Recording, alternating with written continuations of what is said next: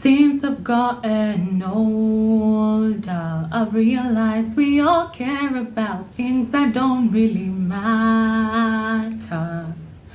We're just told it does, and now we're all trying to keep our heads above the water. But what if we don't wanna? If there's something you wanna do, just do it.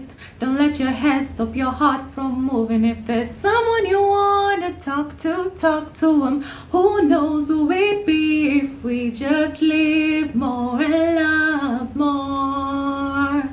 We all just need to live more and love more.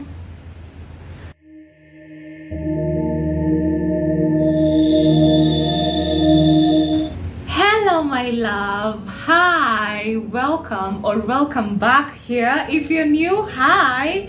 This is a space full of healing, happiness, and abundance. You know what I mean. So if you like that, be sure to subscribe and join the online community. So today we're gonna be taking accountability. Today we are taking responsibility. We're taking responsibility for our actions, and we are taking accountability over what our reality is. Are you ready? Majority of us, and me too, boo, are living in that kind of mindset where everything is happening to you. It's like we are possessed by the victim mindset. And I get this because it's taught a lot in schools and even in religion that life is happening to you. Yes, certain things will happen that are beyond me, but most of the things that happen in your life, in my life, are things that we can take responsibility. They are things that we can sit there and actually question, what role did I play in making this happen? What role am I playing in my reality right now that is creating whatever life I am living? You're constantly attracting friendships that don't make you happy. You're always complaining about the kind of friends you have, but never do you question, what role am I playing in recreating these scenarios? And yes, sometimes we are victims of narcissistic abuse, emotional abuse, and that is valid. But most of the times, the recreation now, the fact that you hop from one friendship to another, and then the other friendship, the fourth friendship, the fifth friendship, and they are all just shitty friendships, it needs to make you question, what self-philosophy do I have? What self-narrative have I created that keeps attracting certain people in my experience? A lot of this is really usually trauma, how you grew up and how you were taught love to be, what you were taught love to be, and what you internalized love to be as a small child.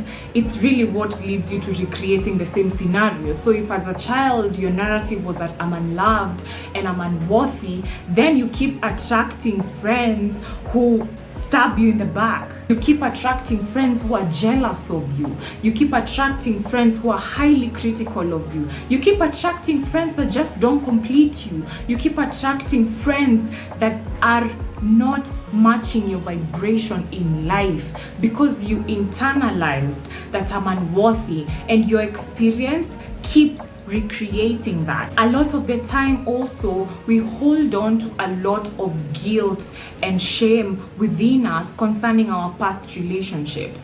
And I'm not even just talking about romantic relationships. It's easy to see it that way, but actually majority of the hurts we carry come from some platonic relationship somewhere, or your relationship with your parents, your relationship with your family. And we tend to carry this baggage, which I like to call grudges, inside us. This means you're not forgiving, babe. This means you're not forgiving these people. And that energy of not forgiving breeds anger, resentment, bitterness. That is actual energy inside you blocking you. And I'm telling you out of experience, when I started to forgive some of those things which I felt like, no, this person, they did me dirty, and that's it. When I started to forgive some of my high school friendships that I had that were really, I'm talking really shitty, I can say right now, I feel my energy opening up. I can almost feel divinity moving inside me. So like I mentioned, in high school, I had really horrible friendships. And I think the worst part about it was really the victimization. I don't know what was going on with Ivy at the time, but she was really the person who, that person hurt me. Why did that person do this to me? I always felt like the good friend. I'm always the good friend to people, and people just walk all over me whenever they feel like it. But now I'm really taking a backseat, like, wait a minute, am I really as perfect as I thought I was? Did I have boundaries? Could I communicate in a healthy way without hurting another person's feelings? Accountability, sis. Accountability. Because I'm telling you, it is hard. Most of the times we just want to imagine that, yeah, I'm perfect. It's a them kind of issue. If you understand what success is, then you know that you have to be really on a high vibration to achieve your dreams, right?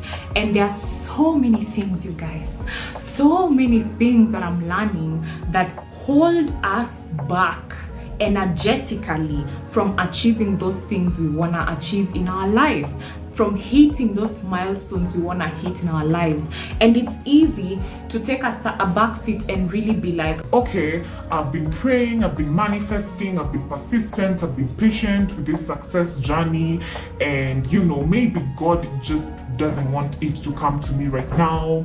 Maybe it will come to me at the perfect timing. And you know what I think? That is really a victim kind of mindset. What is holding you back from being who you want to be? You know it. So let me tell you something, yeah?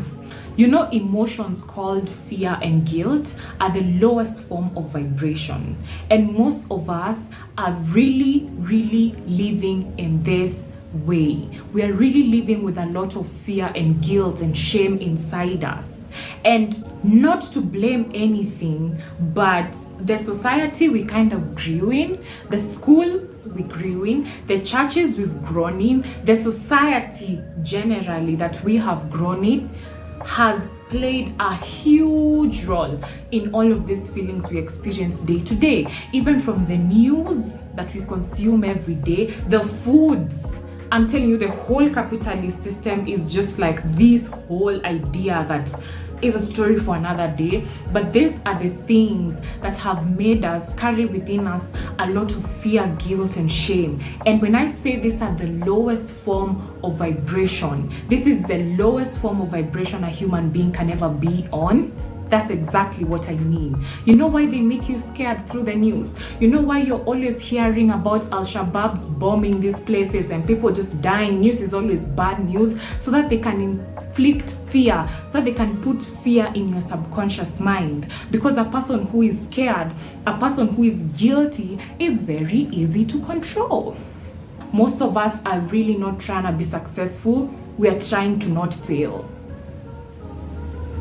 That hits a nerve, right? We are trying to survive because it's all we've been taught. When you read the manual Think and Grow Rich, which I call the manual for success, Napoleon Hill really talks about how the fear of failure, the fear of death, the fear of losing a loved one holds us back energetically from achieving our goals. Because then, even as we wake up every day to grind for our goals, we are still clouded very unconsciously most of the times by these fears, and they show up through doubt, indecision, procrastination, constantly judging and criticizing people in a very negative way. This is how all these things show up. So I'm urging you right now, literally I learned this not so long ago and it has changed my experience.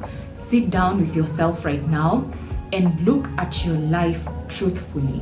What are some of the things you're so scared of? Hear me and hear me well. What are some of those things you're so fearful about? What are some of those things you never want to happen in your life, and you're literally clinging on to a string because you're like, if this ever happened, it would shatter me to pieces. Sit down with it. Maybe it's disappointing your parents. Maybe it's disappointing your children. Maybe it's your projects failing. Maybe it's becoming broke. The fear of poverty is real. What are some of those things that you're so scared about?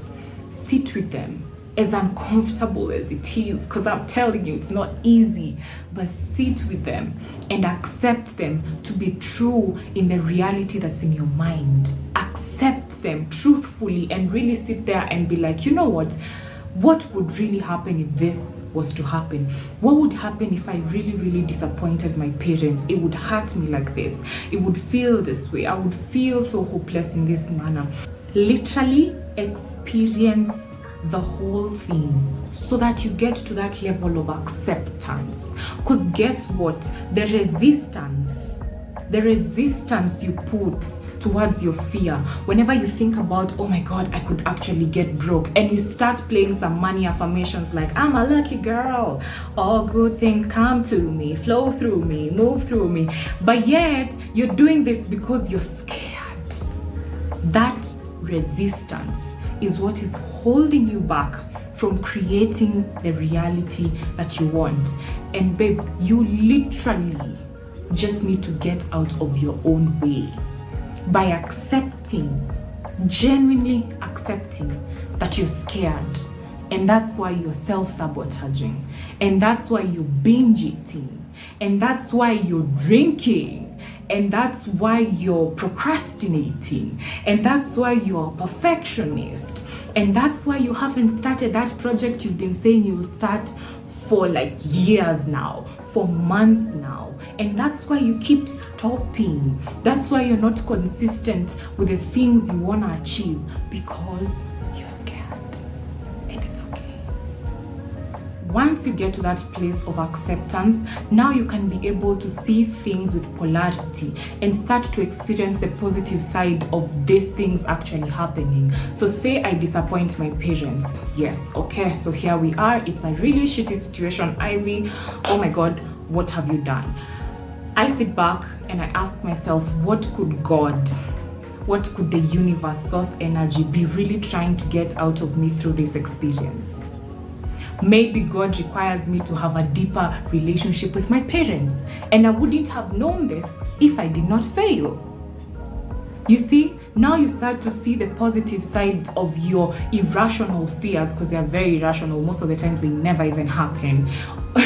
But you start to see the irrational fears happening, and you see the positive side of those irrational fears ever happening. Guess what you do? You now release the resistance. There is no resistance, only acceptance and positivity.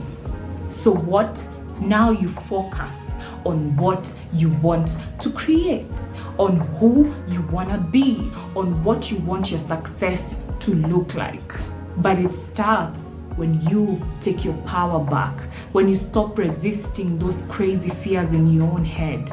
Maybe you were brought up in a very poor home and it felt like money was seasonal. 1 minute we have food, sometime it's really, really bad food because maybe we can't afford it. And the inner child inside you internalized some poverty. Now you're scared of poverty. But when you give it that acceptance that really, yes, maybe I'm scared of ever lacking money once.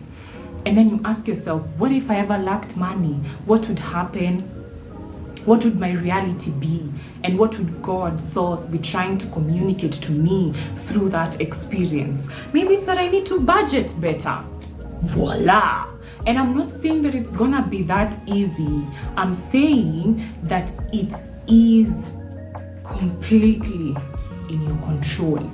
Your mind, your thoughts are completely in your control. Stop surrendering to this higher power that is outside of you. That higher power is inside you, and you can tap into that faith, patience, and surrender that completely changes your life. Now here's the last thing. We are perfectly imperfect. And even as you're working through some of your imperfections, you need to embrace and love yourself wholly. knowing that you are enough. I've been procrastinating going to the gym for like 2 weeks now. I keep saying, fine, next week, I'll do it next week. But even as I do all these things, even as I understand that I'm self-sabotaging, even as I understand my fears, even as I understand that I have a fear of failure, I am whole. I'm complete. And I'm gonna be patient with myself because I understand it's a journey that takes a lot of grace. I said grace, capital Grace. Grace to myself, patience, to understand that sometimes you'll see to these fears and you're like, oh God, no. It feels so uncomfortable. You don't even want to see it happening, but it's okay. It takes time. It's a process. I am whole. I am enough. I am a divine being of love, regardless. And I am perfectly imperfect. And that's what makes me perfect. When you understand that, you stop beating yourself up for having all these issues. They were part of you since you were small, and it's okay that you're conscious of them. I'm just saying in this video, start by being conscious of them. Start by being aware of them.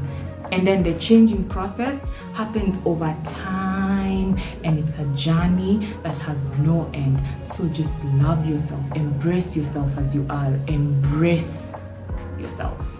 I love you guys so much. This is a very deep video even for me. I hope it changes your life. I hope it changes your life for the better. I love you, and I will see you in my next video. Mwah! Bye.